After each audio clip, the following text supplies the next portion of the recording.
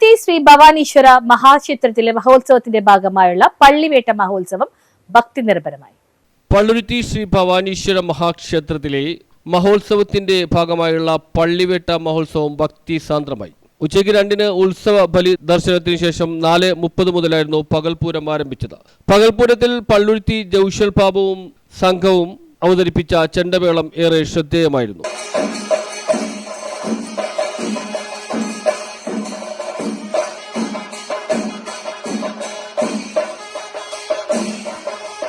പല്ലാവൂർ ശ്രീധരന്മാരും സംഘവും അവതരിപ്പിച്ച major set പഞ്ചവാദ്യം കൂടുതൽ മിഴിവേകി. പാലക്കാട് ബാലസുബ്രഹ്മണ്യം പല്ലശ്ശനയുടെ സ്പെഷ്യൽ നാദസ്വരവും ഉണ്ടായിരുന്നു. വൈകിട്ട് 5:30-ന് കൈകുട്ടിക്കളിയും 6:45-ന് ഗാനമഞ്ജരിയും അരങ്ങേറി.